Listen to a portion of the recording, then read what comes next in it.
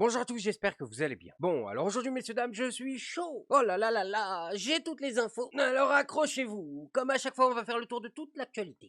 Et dans les moindres détails. Par contre, avant de commencer, je tiens quand même à tous vous remercier parce que vous avez été plus de 145 à vous abonner à la vidéo d'hier. Nani?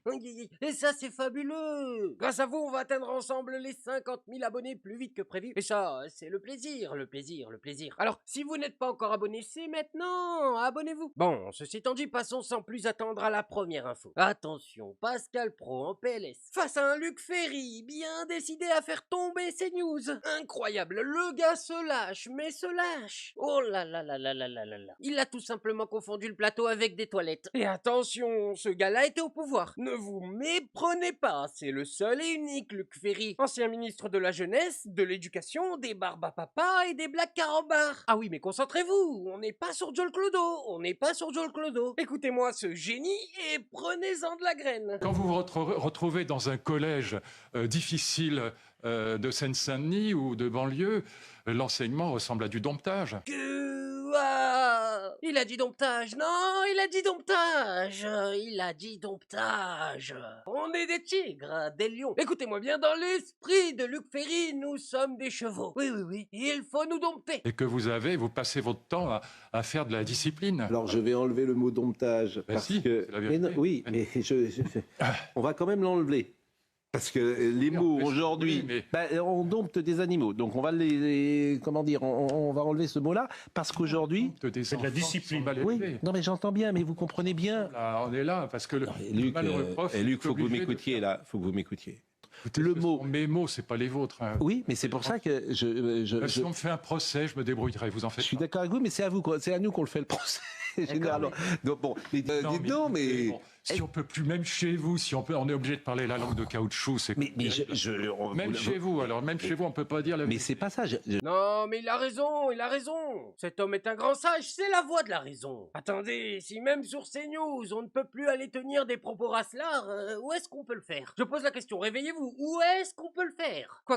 Comment ça, nulle part, c'est interdit par les lois de notre pays? Non, ben c'était mieux avant, c'était mieux avant. L'époque où Luc Ferry était ministre de l'Éducation et qu'on pouvait à cœur joie discriminer des groupes entiers de la population sans aucune pression. Après, je suis de mauvaise foi, je rigole. Mais ces gars-là créent de l'emploi. Ah ben, faut bien donner du boulot aux gars de l'ARCOM quand même. Bon, et maintenant, mesdames et messieurs, on va changer totalement de sujet. On va passer ensemble à Sébastien Ligné, chroniqueur et bras cassé chez Valeurs Actuelles, et qui est la graine de champion, qui est venu en direct sur CNews pour nous donner sa conclusion que personne ne lui a demandé sur une enquête qu'il n'a pas fait et dont les sources n'existent carrément pas. C'est-à-dire qu'il va nous parler de l'Algérie et les chiffres qu'il va nous sortir sont, accrochez-vous, semblables à ceux du loto. Mais oui, ils arrivent aléatoirement. On va pas se mentir, il ne fait pas bon être chrétien en Algérie.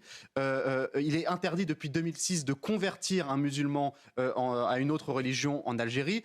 Donc c'est évidemment une loi qui vise surtout les chrétiens en Algérie. Vous avez des pasteurs, des prêtres qui ont été condamnés à de la prison ferme pour avoir distribué des livres chrétiens en Algérie. En Kabylie, notamment, toutes les églises ferment. Il y a une persécution généralisée. En effet, je regrette qu'on ne parle pas tant de cela dans le cadre de cette visite-là.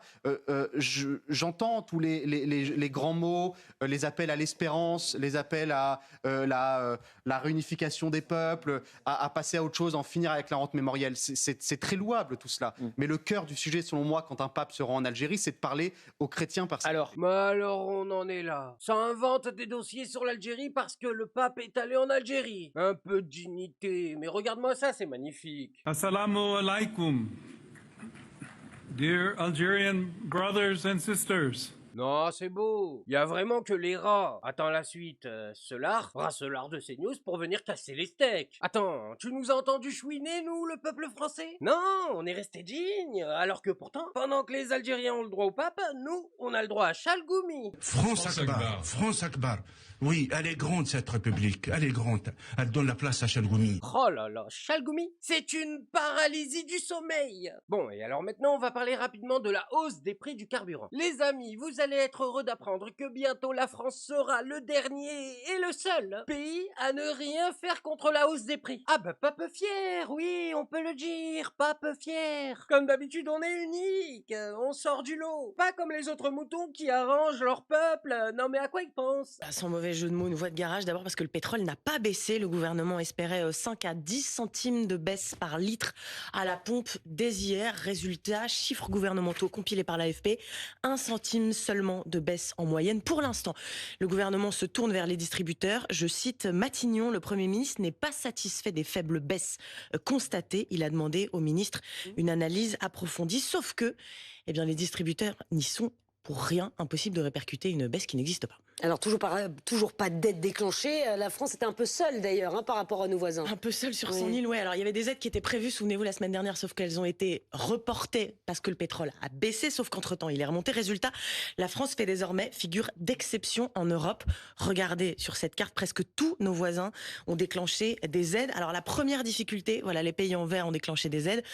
Première difficulté, c'est l'Allemagne qui a rejoint le mouvement hier, avec 17 centimes par litre de baisse à la pompe pour les 2 prochains mois. Donc, plan extrêmement ambitieux de la part de Berlin.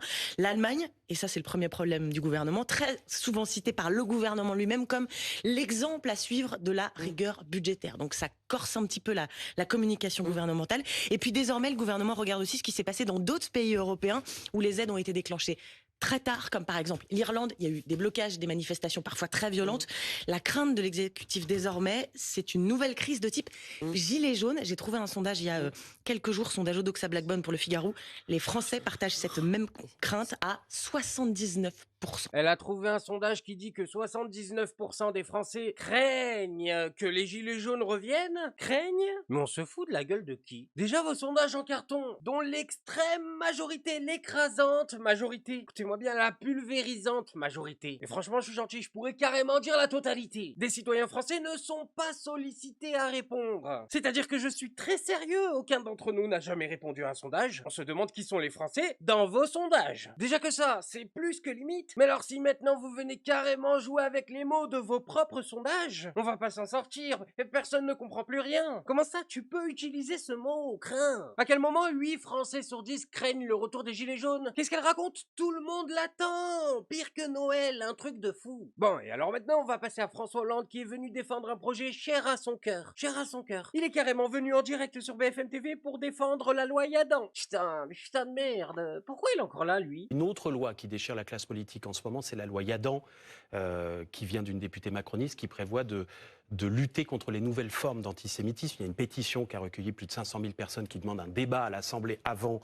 le vote. Les opposants à ce texte disent on ne pourra plus critiquer la politique d'Israël ou la politique de Benjamin Netanyahou. Il se trouve que vous avez fait partie des premiers qui ont réclamé, même signé cette loi. Aujourd'hui, votre patron, Olivier Faure... Non, c'est pas mon patron, restez pas sur le patron des partisane. du Moi, je PS. n'ai pas de patron, j'ai mon libre arbitre. Je reprends ma phrase. Le premier secrétaire du Parti socialiste, Olivier Faure, dit « Les socialistes vont voter contre ». Est-ce que ce sera votre cas? Est-ce que vous allez changer d'avis sur cette loi? Le débat n'a pas encore été ouvert. Cette proposition de loi a été déjà corrigée. Le Conseil d'État a mis, à juste raison, un certain nombre de garde-fous. Il s'agit de sanctionner la mise en cause d'un État, la négation d'un État. Oui. Mais j'entends ce qui est dit sur la liberté d'expression et notamment sur la liberté académique pour que un certain nombre de chercheurs ou de journalistes puissent faire leur travail. Donc, moi, je suis favorable à ce qu'elle soit corrigée et si elle est corrigée, elle doit être votée. Et vous la voterez? Si elle est corrigée, oui. Si elle est corrigée. Ouais, mais elle va être modifiée, ne vous inquiétez pas. Elle va être modifiée. 650 000 signatures contre la loi Yadan? Ben, ils vont quand même rajouter une virgule. Ils vont changer 2-3 pronoms. Eh, si on a de la chance, ils vont même peut-être supprimer un mot. C'est bien parce que François Hollande prend vraiment à cœur de nous prouver chaque jour, qu'il faut surtout pas faire l'erreur de le remettre à la tête de ce pays. Ben ouais, mon François, c'est pour ça qu'on t'appelle le chamallow. Pour ton attitude. Rien à voir avec ton disgracieux et coulant double menton. Ben non, On fait pas d'attaque physique, nous. Bon, et maintenant, messieurs, dames, on va glisser tous ensemble sur RMC. Dans les GG, où les chroniqueurs ont tenu à nous faire écouter une auditrice qui en a tout simplement gros sur la patate. Aïe, aïe, aïe, aïe, elle n'en peut plus. Son problème? Bah, c'est vous, les copains. Vous ne galérez pas assez. Faites un effort, faites au moins semblant d'avoir faim, elle n'est pas bien. Madame en a marre de voir des gens au RSA. Eh oui, c'est son combat, c'est son combat. Elle ne dormira pas tant que vos vies ne ressembleront pas à Koh-Lanta. Bah, moi, je trouve que ce serait une bonne idée, dans la mesure où il faudrait quand même le plafonner à un pourcentage du SMIC, parce que je trouve que c'est pas normal qu'il y ait des personnes qui cumulent quand même une grosse majorité d'aide sociale et qu'au final, en fait, ils gagnent beaucoup plus que quelqu'un qui se lève pour travailler le matin, quoi. Enfin, je ne sais pas, mais moi, je trouve ça un petit peu aberrant. Pourquoi, vous le voyez autour de vous ou pas, Sandra? Qu'est-ce que vous avez comme exemple, dites-moi? Eh ben, moi, je connais par exemple pas mal de personnes qui touchent le RSA, qui ne se déclarent pas en fait en couple, donc on a les allocations mères isolées, on a des allocations familiales pour les enfants, on a les APL, on a des chèques pour aller faire de l'essence, pour aider à payer son électricité, on paye pas la cantine, on paye pas les soins dentaires, on paye pas, enfin tout ça, et nous on nous retire un quart de notre salaire en cotisation, quoi. Ouais. Donc c'est les abus du système. Mais est-ce que c'est pas plus un problème de contrôle d'ailleurs aujourd'hui par rapport à ceux qui abusent ou est-ce que c'est pas plutôt ça le cœur du problème? Ah bah non, là c'est un problème d'imagination, c'est un problème de fantasme. Même elle, dans son histoire imaginée, pour que la personne qu'elle a inventée touche plus qu'elle, elle a carrément dû ajouter une fraude. Elle a ajouté une fraude. Même avec la fraude imaginaire de ton personnage inventé à l'intérieur de ton histoire fabulée, même à ce moment-là, si je fais le calcul, il ne touche pas plus que toi. Parce que si c'était le cas, vas-y, mets-toi au RSA. Et on va voir tu tiens combien de mois, ou plutôt combien de semaines. C'est un tout. Je pense que c'est un tout. Regardez, la prime d'activité avait été faite pour aider en fait les personnes à un retour à l'emploi, pour pas que justement il y ait trop de différences et qu'ils ne perdent pas trop d'avantages. Le problème, c'est qu'à chaque fois qu'il y a des aides comme ça qui sont mises en place, il y a toujours des personnes qui pervertissent un petit peu le système en se disant ben voilà, moi je vais prendre au lieu d'aller travailler à plein temps, je vais travailler à mi-temps et je complète avec la prime d'activité. Et en fait, quelqu'un qui va travailler à mi-temps, va avoir autant de revenus que quelqu'un qui va travailler à plein temps au SMIC. C'est ça qui est pas normal en fait. C'est tout est fait comme ça. Bah non, rien n'est fait comme ça. C'est quoi cette marmelade? Elle invente et personne ne dit rien. Ça hoche la tête, ça approuve. Mais qui dans ce pays est à mi-temps et avec la prime d'activité il est complété jusqu'à un temps plein? Vous êtes fous, vous êtes tarés. Avec sa prime d'activité, il va s'acheter 3 mars, il va aller boire un café, et s'il veut plus, il va manger. Qu'est-ce que tu me racontes, toi? Tout systématiquement. Donc je trouve qu'il devrait quand même y avoir un petit peu plus de ce qui vous énerve, c'est que vous êtes dans une France à deux vitesses. C'est-à-dire il y a ceux qui travaillent beaucoup et ceux qui aujourd'hui ont compris comment profiter du système. Quoi, en fait, c'est ça, Sandra. C'est ce qui vous agace, quoi. On est à deux à travailler, donc forcément, on est en milieu rural, on n'a pas les mêmes horaires, on n'a pas de transport en commun, donc on est obligé d'avoir chacun une voiture. Là, vous voyez le prix de l'essence, c'est aberrant. Et en plus, on travaille comme des tarés. Alors après, on fait aussi du, comment dire, on préfère mettre un peu plus de budget dans les courses parce qu'on aime bien manger, des choses saines. Et puis on cuisine des produits frais, etc. Ouais. Mais à côté de ça, on travaille comme des malades, on part pas en vacances. Ouais. On n'a pas les moyens, on n'a même pas les moyens de se faire des sorties, des restos, etc. Et ça, c'est pas normal, quoi.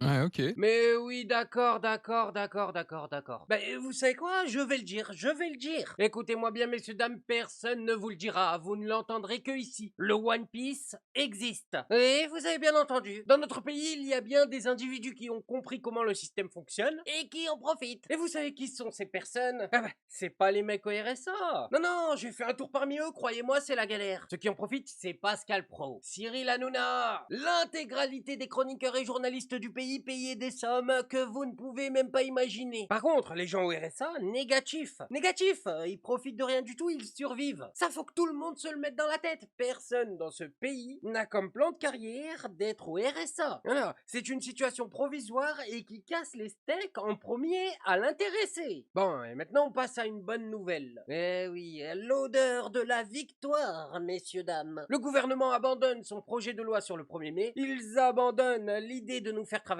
Rendez-vous l'année prochaine. Bon, mais par contre, le RN est dégoûté. Bah oui, quand on vous dit que c'est les copains des grands patrons. Observez la réaction de Jean-Philippe Tanguy à cette nouvelle, ça se voit. 1er mai, Ça restera à chômer. Le gouvernement renonce. Vous en pensez quoi ? Je pense que c'est très dommage parce que c'était massivement soutenu par les Françaises et les Français, y compris les salariés. Moi, je me souviens quand j'étais serveur, on se battait pour travailler le premier parce que c'était payé double dans la restauration, contrairement à beaucoup de jours fériés d'ailleurs, et on comprend pas. Alors c'est l'inaction, mais je trouve que ça traduit au-delà de la mesure elle-même ce fait que ce gouvernement ne peut rien faire, ne fait rien, ne sert à rien, n'a aucune autorité, a peur de son ombre, parce que c'est quoi le script derrière ? C'est pas que M. Lecornu est contre la mesure elle-même, je pense, il y a très peu de gens qui sont contre, et lui-même, à mon avis, était plutôt en faveur. C'est qu'il a peur de son ombre. Il a peur des syndicats, il a peur d'une manifestation, il a peur d'une censure. Donc à quoi sert un gouvernement, si vous voulez, Madame de Malherbe, avec toutes les crises que l'on traverse, tous les défis qu'on a objectivement à relever, s'il n'a aucune marge de manœuvre, aucun courage, aucune habilité à prendre d'autres mesures que juste sauver ses fesses au fil des semaines et éviter une censure, vraiment pour les gens qui nous regardent, pour les gens qui travaillent dur. C'est la peur de la censure. Mais c'est la peur de tout. Ils ont peur d'une manif, de la censure, de mécontenter je ne sais quel groupe politique, en particulier le socialiste. J'ai entendu hier dans les couloirs de l'Assemblée, et je vous jure que c'est vrai. Vous allez encore me parler de vos petites taupes ? Oui, mais je suis pas un menteur. Enfin, ça fait quand même un petit bout de temps que vous m'interviewez. Vous m'avez rarement pris en défaut de mentir. J'ai quelques défauts, mais j'ai pas celui-là.